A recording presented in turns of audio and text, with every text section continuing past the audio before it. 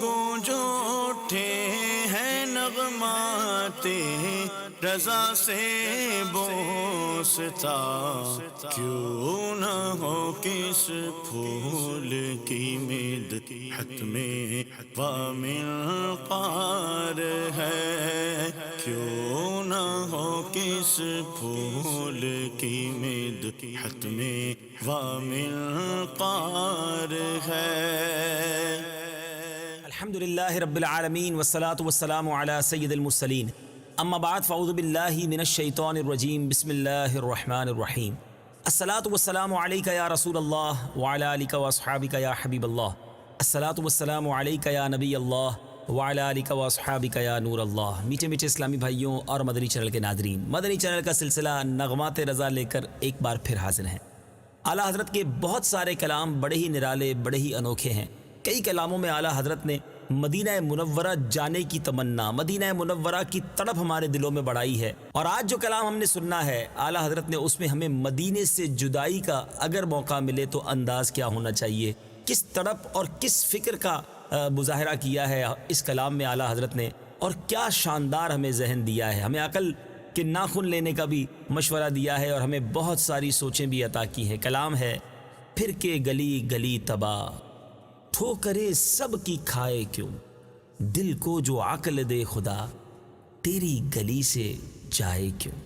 میٹھے میٹھے اسلامی بھائیوں، تباہ کہتے ہیں ویران کو، سب کی یعنی تمام لوگوں کی یہاں مراد یہ ہے۔ میٹھے میٹھے اسلامی بھائیوں، اس شعر کا مطلب کیا بنتا ہے؟ اعلیٰ حضرت یہ سمجھانا چاہتے ہیں کہ نبی پاک کے در کو چھوڑ کر دنیا بھر کی ٹھوکریں کیوں کھا رہے ہو، کیوں گلی گلی جا کر تباہ و برباد ہو رہے ہو، نبی پاک کے در پر پڑے رہو، پھر کے گلی گلی تباہ، ٹھوکریں سب کی کھائے کیوں۔ کیونکہ جو سرکار علیہ الصلوۃ والسلام کے در سے منہ موڑتا ہے پھر وہ تباہ و بربادی ہوتا ہے، پھر وہ گلی گلی جا کر خوار ہوتا ہے۔ جو دامن مصطفیٰ کو تھام لیتا ہے وہ کامیاب ہو جاتا ہے۔ تو اعلیٰ حضرت لکھتے ہیں، پھر کے گلی گلی تباہ، ٹھوکریں سب کی کھائے کیوں، دل کو جو عقل دے خدا، تیری گلی سے جائے کیوں۔ یعنی نبی پاک کے دامن کو چھوڑ کر کہاں جائیں، یہاں یہ بھی مراد ہو سکتی ہے، اور دوسرا عین مدینہ منورہ ہی کی بات ہے کہ مدینہ چھوڑ کر ہم کہاں جائیں، کیونکہ مدینے کے علاوہ جو ظاہر ہے، جو سچا عاشق رسول ہے وہ جانتا ہے کہ ٹھوکریں کھاتے پھرو گے ان کے در پر پڑ رہو۔ اعلیٰ حضرت لکھتے ہیں نا، ٹھوکریں کھاتے پھرو گے ان کے در پر پڑ رہو، قافلہ تو اے رضا اول گیا آخر گیا۔ تو بس مدینے پہنچ گئے تو اب کہیں اور مت جائیے وہاں، اور اگر وہاں سے جانا بھی پڑے تو کیفیات ایسی ہوں کہ بس دل و دماغ مدینے ہی میں رہے۔ اعلیٰ حضرت اپنے ہی ایک اور مقطع میں لکھتے ہیں نا، جان و دل ہوش و خرد سب تو مدینے پہنچے، تم نہیں چلتے رضا سارا تو سامان گیا۔ تو میٹھے میٹھے اسلامی بھائیو، یہ شعر پڑھنے سے پہلے میں ایک اور بات کی طرف توجہ دلانا چاہتا ہوں۔ دل کو جو عقل دے خدا، عقل تو لوگ کہتے ہیں دماغ میں ہوتی ہے، اعلیٰ حضرت دل کو عقل کی بات کیوں کر رہے ہیں؟ کیونکہ سچی بات یہ، امام اہل سنت بات ہی دل سے کرتے ہیں، تذکرہ ہی دل کا کرتے ہیں، اور بڑی باریک بات ہے۔ ایک شاعر لکھتے ہیں نا، عقل والوں کے نصیبوں میں کہاں ذوق جنوں، عشق والے ہیں جو ہر چیز لٹا دیتے ہیں۔ تو بہت ساری باتیں دل سے سوچنے والی ہوتی ہیں، ہر چیز دماغ سے کیلکولیٹ کر کے چلنے والی نہیں ہوتی، اور جب بات در مصطفیٰ کی ہو، جب بات نبی پاک علیہ الصلوۃ والسلام پر کچھ قربان کرنے کی ہو، تو پھر بات دل سے کی جاتی ہے۔ تو اعلیٰ حضرت دل کو جو عقل دے خدا، یا اللہ میرے دل کو وہ والی عقل دے دے کہ بس نبی پاک کے در پر پڑا رہے اور کہیں جانے کی بات نہ کرے۔ کیا بات ہے اعلیٰ حضرت کی! لکھتے ہیں، پھر کے گلی گلی تباہ، ٹھوکریں سب کی کھائے کیوں، دل کو جو عقل دے خدا، تیری گلی سے جائے کیوں۔ پھر کے گلی گلی تباہ، ٹھوکر سب کی کھائے کیوں، پھر کے گلی گلی تباہ، ٹھوکر سب کی کھائے کیوں، دل کو جو عقل دے خدا، دل کو جو عقل دے خدا، تیری گلی سے جائے کیوں۔ اگلا شعر ذرا سنیے، لکھتے ہیں، رخصت قافلہ کا شور، غش سے ہمیں اٹھائے کیوں، سوتے ہیں ان کے سائے میں، کوئی ہمیں جگائے کیوں۔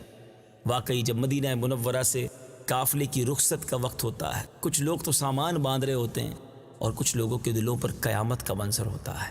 یہ سامان کیوں باندھا جا رہا ہے؟ یہ تیاری کہاں کی جا رہی ہے؟ مدینہ چھوڑنے کی تیاری، آقا کا در چھوڑنے کی تیاری۔ ایسے شاعر لکھتے ہیں نا، طیبہ سے لوٹنا کسی عاشق سے پوچھئے، ایسا لگا کہ روح بدن سے نکل گئی۔ اعلیٰ حضرت اسی کیفیت کے بارے میں بتا رہے ہیں کہ رخصت قافلہ کا شور، قافلے والوں کا جو یہ واپسی کا شور ہے نا، غش سے، یعنی رخصت قافلہ کا شور غش سے ہمیں اٹھائے کیوں؟ ہمیں کوئی کیوں نیند سے اٹھائے، کیوں مدہوشی سے اٹھائے؟ مدینے سے جانے کی بات کا اتنا شور کیوں مچ رہا ہے؟ کہتے ہیں سوتے ہیں ان کے سائے میں، کوئی ہمیں جگائے کیوں؟ ہم تو چین کی نیند نبی پاک کے در پر سو رہے ہیں، آقا کے قدموں میں پہنچے ہیں تو ایسا محسوس ہو رہا ہے کہ ٹھکانے پر آ گئے ہیں۔ تو اب قافلے والے واپسی کی بات نہ کرو، نبی پاک کے در سے رخصت کی بات نہ کرو۔ میں مشورہ بھی دوں گا مدنی چینل کے ناظرین سے، اللہ کریم آپ کو بار بار مدینہ منورہ کی حاضری عطا فرمائے، لیکن جب مدنی قافلے کی آپ کے سفر کے اختتامی وقت ہو تو یہ کلام ضرور وہاں پڑھیے گا، آنکھوں سے آنسو رکیں گے نہیں اور ایک کیفیت بن جائے گی، کیونکہ ایسا لگتا ہے کہ اعلیٰ حضرت نے بھی رخصت مدینہ کے وقت اس کلام کو لکھا۔ لکھتے ہیں رخصت قافلہ کا شور غش سے ہمیں اٹھائے کیوں، سوتے ہیں ان کے سائے میں کوئی ہمیں جگائے کیوں۔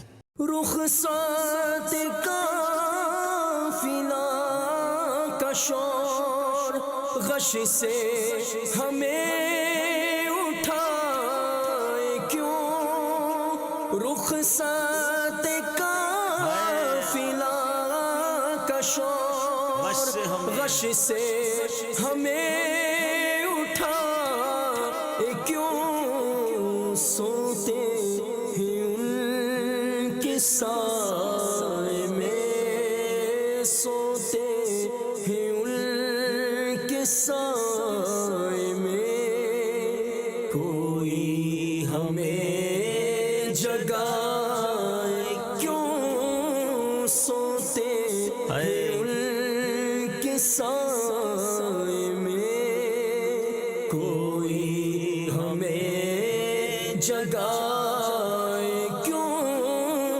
دل کو جو عقل دے خدا، دل کو جو عقل دے خدا، تیری گلی سے جائیں کیوں۔ بہت خوبصورت کلام اور بڑا خوبصورت شعر۔ لکھتے ہیں بار نہ تھے حبیب کو پالتے ہی غریب کو، روئیں جو اب نصیب کو چین کہو گوائے کیوں۔ اعلیٰ حضرت سمجھا رہے ہیں کہ دیکھو مدینے جا رہے ہو نا تو جلدی آنے کی بات نہ کرنا، نبی پاک پر بار کہتے کوئی بوجھ نہیں ہے، پیارے آقا تو غلاموں پر بڑے مہربان ہیں، بلکہ خود بلا رہے ہیں من زار قبری وجبت لہو شفاعتی۔ یہ ہم ہی نکمے ہیں جو مدینہ چھوڑ کر آ جاتے ہیں، ورنہ وہاں کوئی آقا پر بوجھ نہیں، وہ تو ساری دنیا کو پال رہے ہیں، آپ کو بھی پالتے، غریب کو بھی پالتے، جو جاتا اسے اپنے پاس رکھیں۔ بلکہ نبی پاک کی احادیث میں تو یہ ترغیب موجود ہے کہ تم میں سے جس سے ہو سکے وہ مدینے میں مرے، کہ جو مدینے میں مرے گا میں اس کی شفاعت کروں گا۔ آقا خود فرماتے مدینے کی گرمی پہ صبر کرنے والے کو نبی پاک علیہ الصلوۃ والسلام نے بشارتوں سے نوازا، مدینے کی سختی پر صبر کرنے والوں کو نبی پاک نے بشارتوں سے نوازا۔ گویا پیارے آقا علیہ الصلوۃ والسلام کی رضا اس میں ہے کہ ہم مدینے جائیں تو وہیں رہیں، جتنا ہو سکے آقا کے قدموں میں وقت گزاریں۔ تو لوگ کہتے ہیں کہ بس جناب بہت ہو گیا اب واپس کی بات کرو، نہیں، پیارے آقا پر بار نہیں ہے کوئی، وہ تو کریم ہے، ساری دنیا کھاندی ہے خیرات مدینے دی، تو الحمدللہ آقا کے در سے سب کو بٹتا ہے۔ اب ہم جب چھوڑ کر آ جاتے ہیں تو خود ہی غمزدہ ہو جاتے ہیں، خود ہی پھر چین اپنا گوا بیٹھتے ہیں۔ تو اے کاش رب کریم ہمیں مدینے کی ایسی حاضری عطا فرمائے کہ بس ہم وہیں کے ہو کر رہ جائیں۔ اعلیٰ حضرت لکھتے ہیں بار نہ تھے حبیب کو پالتے ہی غریب کو، روئیں جو اب نصیب کو چین کہو گوائے کیوں۔ پار نہ تھے حبیب کو پالتے ہی غریب کو، بار نہ تھے حبیب کو پالتے ہی غریب کو، روئے جو اب نصیب کو جو اب نصیب کو چین کہو گوائے کیوں روئے جو اب نصیب کو چین کہو گوائے کیوں دل کو جو عقل دے خدا دل کو جو عقل دے خدا تیری گلی سے جائیں کیوں۔ میٹھے میٹھے اسلامی بھائیوں، اس شعر میں ایک بڑی خوبصورت بات سمجھائی جا رہی ہے کہ دیکھو چین گوایا تم نے اپنے ہاتھ سے ہے، اب نصیبوں کو کیوں رو رہے ہو۔ ایک اور شاعر لکھتے ہیں نا، ہم مدینے سے اللہ کیوں آ گئے، قلب حیراں کی تسکین وہیں رہ گئی، دل وہیں رہ گیا، جاں وہیں رہ گئی، خم اسی در پہ اپنی جبی رہ گئی۔ واقعی مدینے سے آنے کے بعد ایسا لگتا ہے اپنا بہت کچھ وہاں چھوڑ آئے ہیں، اور کاش یہ کیفیت ہمیشہ بنی رہے۔ بہت خوبصورت شاعر ہے، لکھتے ہیں نا، جان و دل چھوڑ آیا ہوں یہ کہہ کر اعظم، آ رہا ہوں میرا سامان مدینے میں رہے۔ اب ذرا اس شعر کو سنیے گا۔ روئے جو اب نصیب کو روئے جو اب نصیب کو چین کہو گوائے کیوں روئے جو اب نصیب کو چین کہو گوائے کیوں دل کو جو عقل دے خدا دل کو جو عقل دے خدا تیری گلی سے جائیں کیوں۔ میٹھے میٹھے اسلامی بھائیوں، اب ذرا اگلا شعر سنیے گا۔ اعلیٰ حضرت لکھتے ہیں، یاد حضور کی قسم غفلت عیش ہے ستم، خوب ہیں قید غم میں ہم، کوئی ہمیں چھڑائے کیوں۔ اللہ غنی، یہ کس یاد کی بات ہو رہی ہے؟ کون سی پیارے آقا کی یاد ہے؟ پہلے کچھ مشکل معنی کے معنی سمجھ لیجئے۔ غفلت سے یہاں مراد لاپرواہی ہے، عیش سے مراد آرام و سکون ہے، ستم سے مراد ظلم ہے۔ اچھا، قید، گرفتار اور غم کو تو آپ سمجھتے ہیں، رنج و غم۔ اب اعلیٰ حضرت امام اہل سنت لکھتے ہیں کہ یاد حضور کی قسم، نبی پاک علیہ الصلوۃ والسلام کی وہ یادیں جو آپ نے امت کے غم میں آنسو بہائے، رات رات بھر عبادت کرتے رہے، طویل قیام کرتے رہے، یادگاری امت میں سجدے کرتے رہے، آنسو بہاتے رہے۔ اعلیٰ حضرت کہتے ہیں کہ نبی پاک کی اس امت کی یاد کی قسم، ایسے نبی جنہوں نے ہمیں یاد کیا، اب ہم غفلت میں رہیں، اب ہم عیش و عشرت میں رہیں، اب نبی پاک کو بھول جائیں، ان کی سنتوں سے دور، ان کے احکامات سے دور رہیں، یہ تو بڑا ستم ہے، یہ تو ظلم ہے۔ یاد حضور کی قسم غفلت عیش ہے ستم۔ پھر اعلیٰ حضرت لکھتے ہیں، خوب ہے قید غم میں ہم، کوئی ہمیں چھڑائے کیوں۔ اگر نبی پاک کی ہمیں بھی محبت کی قید مل جائے، پیارے آقا کے عشق کے ہم بھی قیدی بن جائے، تو پھر ہمیں چھوٹنا نہیں ہے۔ ہم تو اس جال میں بندھے رہنا چاہتے ہیں، نبی پاک کے عشق میں قید رہنا چاہتے ہیں، کیونکہ یہ قید بھی بڑی نرالی ہے۔ اعلیٰ حضرت ایک جگہ لکھتے ہیں نا، اے عشق تیرے صدقے جلنے سے چھٹے سستے، جو آگ بجھا دے گی وہ آگ لگائی ہے۔ تو اللہ کریم ہمیں بھی نبی پاک کے عشق کا قیدی بنا دے، نبی پاک کو ہمیشہ یاد رکھنے والا بنائے، غفلت عیش میں ایسے نہ پڑ جائیں کہ پیارے آقا ہی کو بھول جائیں۔ اے میرے میٹھے اسلامی بھائیوں، بڑی خوبصورت بات ہے، اللہ کرے دل میں اتر جائے۔ اعلیٰ حضرت لکھتے ہیں، یاد حضور کی قسم غفلت عیش ہے ستم، خوب ہیں قید غم میں ہم، کوئی ہمیں چھڑائے کیوں۔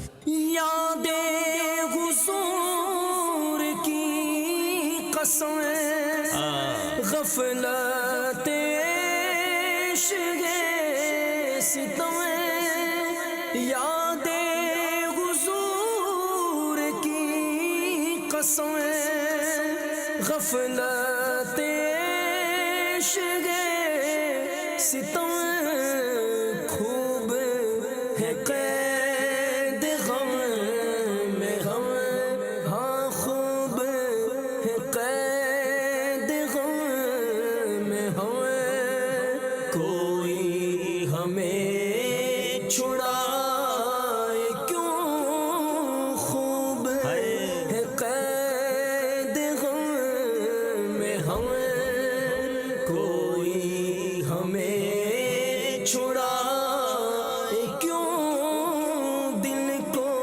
جو عقل دے خدا دل کو جو عقل دے خدا تیری گلی سے جائے کیوں. سبحان اللہ سبحان اللہ. اگلا شعر سبحان اللہ نبی پاک کی شان کریمی کو یاد دلاتا ہے. لکھتے ہیں دیکھ کے حضرت غنی پھیل پڑے فقیر بھی چھائی ہے اب تو چھاؤنی حشر ہی آ نہ جائے کیوں. ذرا مشکل الفاظ کے پہلے معنی سمجھ لیں. حضرت یعنی بزرگ، غنی مانے مالدار.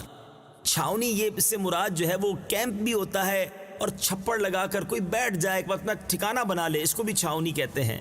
اب اعلیٰ حضرت حشر کہتے ہیں قیامت کو. امام عشق و محبت اعلیٰ حضرت کا کچھ اس طرح کا یوں سمجھی کہ شعر کا مطلب بنتا ہے کہ نبی پاک کا جود و سخا فضل و عطا دیکھ کر منگتے دنیا بھر سے نبی پاک کے قدموں میں حاضر ہوتے ہیں، اور کچھ تو ایسے جمع ہو جاتے ہیں اور ایسے لگتا ہے جیسے انہوں نے یہیں ڈیرے لگا لیے ہیں، یہیں اپنا ٹھکانہ بنا لیا ہے، چھاؤنی بنا لی ہے اور ایسا ڈیرا لگایا ہے کہ اب قیامت ہی کیوں نہ آ جائے، ہم نے یہاں سے اٹھ کر نہیں جانا.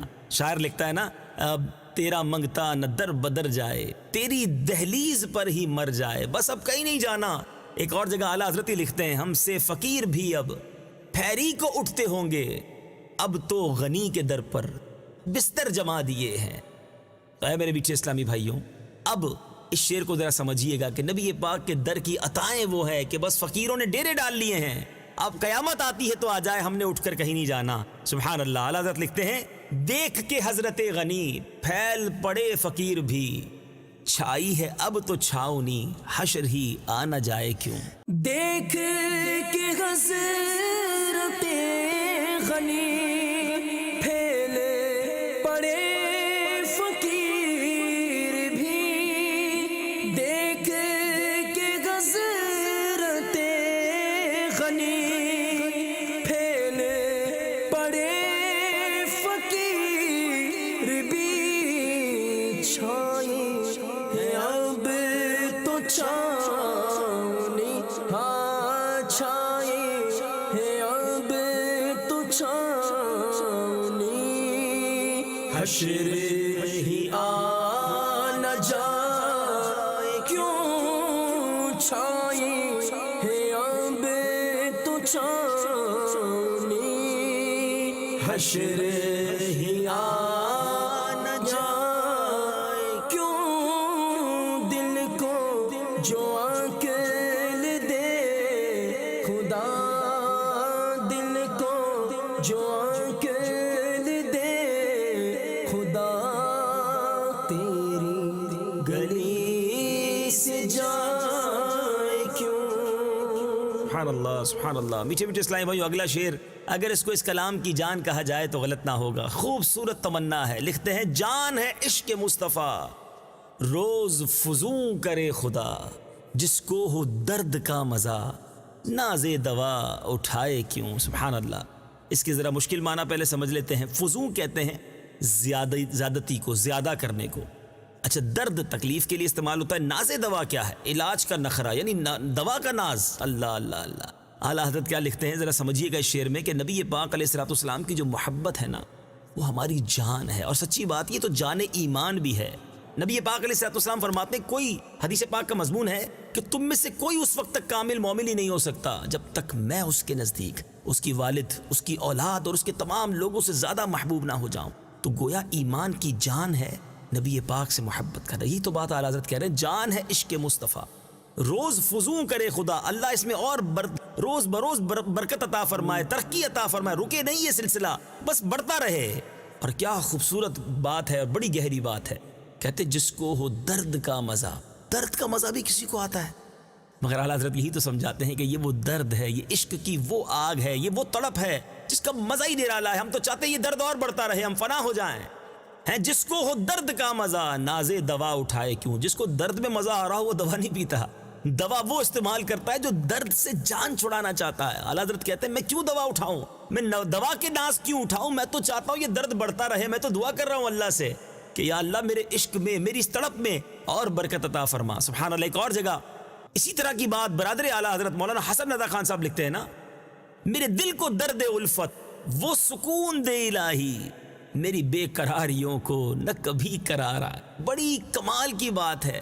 ذرا غور کیجئے گا, دل کو درد بھی چاہیے اور کہتے ہیں وہ سکون دے الہی, یعنی یہ جو درد ہے وہ بڑا پرسکون ہے, اور میری بے قراریوں کو نہ کبھی قرار آئے. یہ خاندان اعلیٰ حضرت کا شاندار انداز ہے کہ نبی پاک کے عشق کا درد مانگ رہے ہیں. اللہ ہمیں بھی ایسا عشق نصیب فرمائے. اعلیٰ حضرت لکھتے ہیں, جان ہے عشق مصطفیٰ روز فزوں کرے خدا, جس کو ہو درد کا مزہ ناز دوا اٹھائے کیوں. جانے گئی عشق مصطفیٰ روز فزوں کرے خدا, جانے گئی عشق مصطفیٰ روز فزوں کرے, روز فزوں کرے خدا, جس کو ہو درد کا مزہ,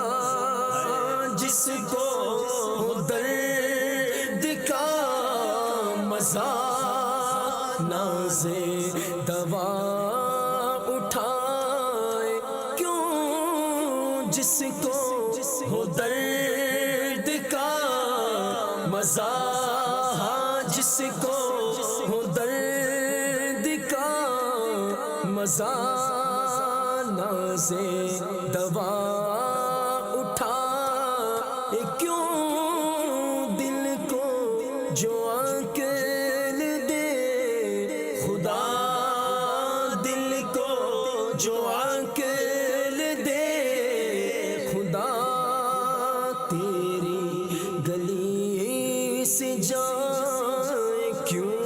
سبحان اللہ سبحان اللہ.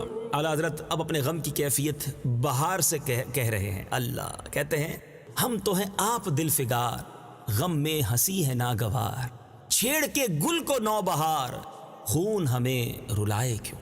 یہاں پہلے کچھ مشکل الفاظ کے معنی سمجھ رہے. آپ یعنی خود ہی, دل فگار یعنی زخمی دل, ناگوار یعنی نامناسب, نو بہار یعنی موسم بہار. یعنی اعلیٰ حضرت موسم بہار سے کہتے ہیں کہ اے موسم بہار, ہم تو پہلے ہی نبی پاک علیہ الصلوۃ والسلام کے ہجر و فراق میں دل زخمی کیے بیٹھے ہیں, اور اب جب دل غمگین ہونا تو اس غمگینی کی حالت میں ہنسی مذاق اچھا نہیں لگتا.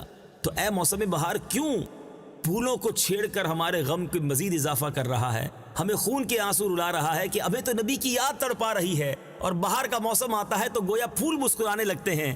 تو اعلیٰ حضرت کہتے ہیں کہ یہ مسکرانے کا وقت نہیں ہے, تم نئے نئے پھولوں کو یوں سمجھو کہ موسم بہار چھیڑ کر خوشی کا سما پیدا کر رہے ہو, لیکن میرا دل تو خون کے آنسو رو رہا ہے کیونکہ فراق مدینہ میں نبی پاک کے غم میں تڑپ رہا ہوں. یہ عجیب کیفیت ہے کہ کہیں تو اعلیٰ حضرت پھولوں کو دیکھ کر بھی نبی پاک کی یاد میں گم ہو جاتے ہیں کہ انہی کی بو مایا اے سمن ہے, انہی کا جلوہ چمن چمن ہے, انہی سے گلشن مہک رہے ہیں, انہی کی رنگت گلاب میں ہے. اور کبھی کیفیت ایسی ہوتی ہے کہ بہار سے کہتے ہیں, ہم تو ہیں آپ دل فگار, غم میں ہنسی ہے ناگوار, چھیڑ کے گل کو نو بہار, خون ہمیں رلائے کیوں. ہم تو گیا آپ دل فگار, غم میں غسی ناگوار, ہم تو گیا آپ دل فگار, غم میں ہنسی ناگوار, چھیڑ کے گل کو نو بہار, چھیڑ کے گل کو نو بہار, خون ہمیں رلائے کیوں, چھیڑ کے گل کو نو بہار, خون ہمیں رلائے کیوں, دل کو جو عقل دے خدا, دل کو جو عقل دے خدا, تیری گلی سے جائے کیوں. میٹھے میٹھے اسلامی بھائیو, ہم ذرا شعر سنیے گا. اعلیٰ حضرت لکھتے ہیں, اب تو نہ روک اے غنی, عادت سگ بگڑ گئی, میرے کریم پہلے ہی لقمہ تر کھلائے کیوں. یہاں پہلے کچھ مشکل الفاظ کے معنی بھی سمجھ لیں. عادت سگ یعنی آپ کے در کے غلام کی جو عادت ہے، یہاں مراد یہ ہے بگڑ گئی یعنی عادت خراب ہو گئی ہے. اور لقمہ تر یعنی ترنے والا. اعلیٰ حضرت کچھ اس طرح کہنا چاہ رہے ہیں کہ اے میرے آقا، آپ نے بڑی کرم نوازیاں کی ہیں، بڑی رحمتیں کی ہیں، اپنے گھر غلام کو آپ ہی نے پالا ہے، یہاں تک پہنچایا ہے، اتنی آسانیاں آپ کے کرم سے ہو گئی ہیں، تو اب عادت خراب ہو گئی ہے آرام سے رہنے کی، آپ کی کرم نوازیوں اور آپ کے ٹکڑے کھانے کی. تو اب ان نعمتوں کو، اب ان برکتوں کو مجھ سے دور نہ کیجیے گا، کہیں یہ عزتیں نہ چلی جائیں، کہیں یہ نعمتیں دور نہ ہو جائیں، کہیں میں زوال نعمت میں مبتلا نہ ہو جاؤں. آپ نے جب پہلے بھی اپنے گدا کو، اپنے فقیر کو اتنا پالا ہے، اتنا نوازا ہے، تو یہ کرم نوازی جاری رکھیے گا. بڑا خوبصورت انداز ہے اعلیٰ حضرت کا بارگاہ مصطفیٰ صلی اللہ تعالی علیہ وسلم میں التجا کرنے کا. ایک اور کلام میں بھی اعلیٰ حضرت لکھتے ہیں نا، تیرے ٹکڑوں پہ پلے غیر کی ٹھوکر پہ نہ ڈال، جھڑکیاں کھائیں کہاں چھوڑ کے صدقہ تیرا. اسی طرح کی بات اس شعر میں ہے کہ اب تو نہ روک اے غنی، عادت سگ بگڑ گئی، میرے کریم پہلے ہی لقمہ تر کھلائے کیوں. اب تو نہ روک اے غنی، عادت سگ بگڑ گئی. اب تو نہ روک اے غنی، عادت سگ بگڑ گئی. میرے کریم پہ ہے نہیں، میرے کریم پہ ہے نہیں. لقمہ تر کھلا کیوں، میرے کریم پہ ہے نہیں. لقمہ تر کھلا کیوں، دل کو جو عقل دے خدا، دل کو جو عقل دے خدا. تیری گلی سے جائے کیوں. سبحان اللہ سبحان اللہ. اب ذرا اگلا شعر سنیے گا. اعلیٰ حضرت لکھتے ہیں، سنگے درے حضور سے ہم کو خدا نہ صبر دے، جانا ہے سر کو جا چکے دل کو قرار آئے کیوں. یہاں سنگے در سے مراد چوکھٹ ہے، در کا دروازہ، اور صبر سے مراد، یہاں صبر سے مراد قرار اور سکون ہے.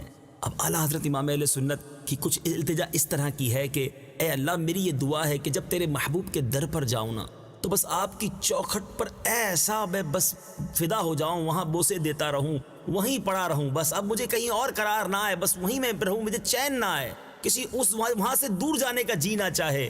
اب اگر میرا کوئی سر بھی کاٹ لے مگر پھر بھی دل کو صبر نہیں آئے گا. جانا ہے سر کو جا چکے دل کو قرار آئے کیوں. بس میں نے اب نبی پاک کی چوکھٹ کو تھام لینا ہے. تیرا منگتا نہ در بدر جائے، تیری دہلیز پر ہی مر جائے. بس یہ تمنا ہے اور بڑی خوبصورت التجا ہے. اور یہاں اگر کوئی مدینے میں نہیں بھی ہے تو یہ تصور اس شعر میں جمایا جا سکتا ہے کہ نبی پاک کے در کو، نبی پاک کے دامن کو جو تھاما ہے نا، بس اب اس کے علاوہ کہیں اور نہیں جانا.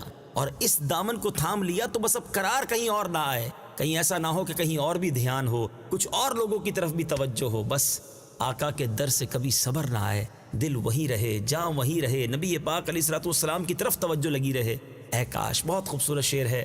سنگے درے حضور سے ہم کو خدا نہ صبر دے، جانا ہے سر کو جا چکے دل کو قرار آئے کیوں. سنگے درے حضور سے ہم کو خدا نہ صبر دے.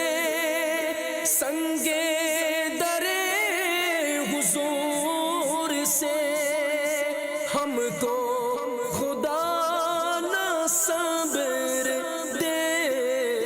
جانا ہے سر کو جا چکے، جانا ہے سر کو جا چکے دل کو قرار آئے کیوں. جانا ہے سر کو جا چکے، ہاں جانا ہے سر کو جا چکے دل کو قرار آئے، کیوں دل کو جو عقل دے خدا، دل کو جو عقل دے خدا، تیری گلی سے جائے کیوں۔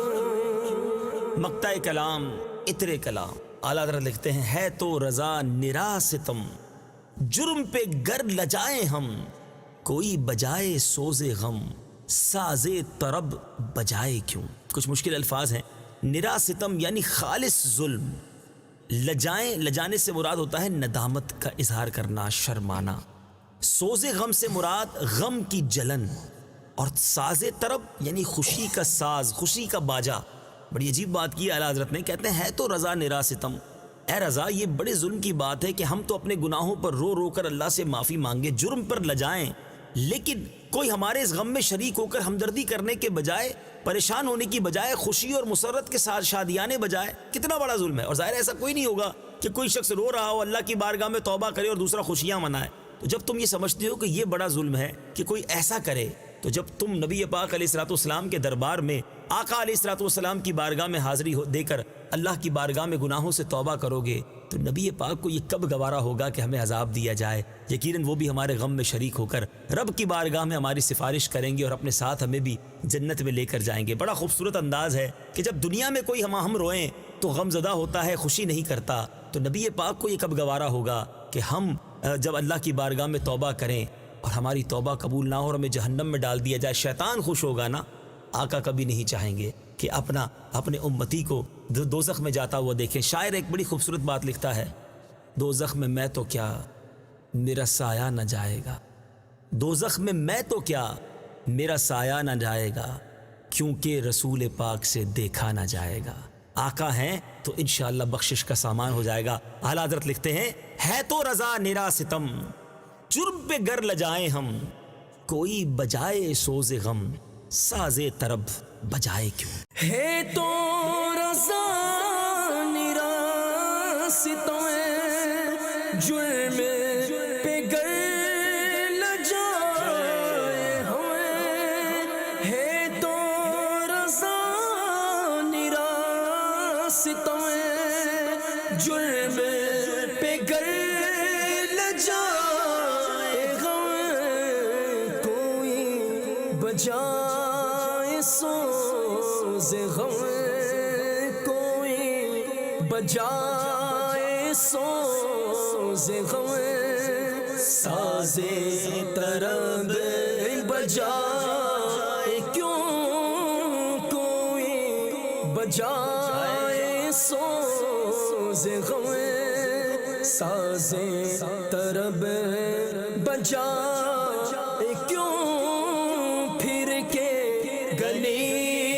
گلی تباہ، پھر کے گلی گلی تباہ، ٹھوکر سب کی کھائے کیوں، دل کو جو عقل دے خدا، دل کو جو عقل دے خدا، تیری گلی سے جائیں کیوں ہم تو، تیری گلی سے جائیں کیوں، ہاں ہاں تیری گلی سے جائیں کیوں، پھر تو تیری گلی سے جائیں کیوں۔ سبحان اللہ، سبحان اللہ۔ اے کاش اس کلام کے صدقے ہمیں مدینہ پاک کی جلدی جلدی بعد اب حاضری بھی نصیب ہو، اور پھر تیری گلی سے جائے کیوں، پھر وہیں رہیں، آقا کے قدموں کی برکتیں لوٹتے رہیں۔ کلام رضا سنتے رہیے، مدنی چینل دیکھتے رہیے۔ عشق رسول کے جام بھر بھر کر مدنی چینل ہم سب کے گھروں تک پہنچا رہا ہے۔ اگلے سلسلے میں ایک اور کلام رضا لے کر حاضر ہوں گے۔ صلو علی الحبیب صلی اللہ تعالی علی محمد صلی اللہ علیہ وسلم۔ گونج گونج اٹھے ہیں نغمات رضا سے بوستا، کیوں نہ نہ ہو کس پھول کی مدحت میں وامل قار ہے، کیوں نہ ہو کس پھول کی مدحت میں وامل قار ہے۔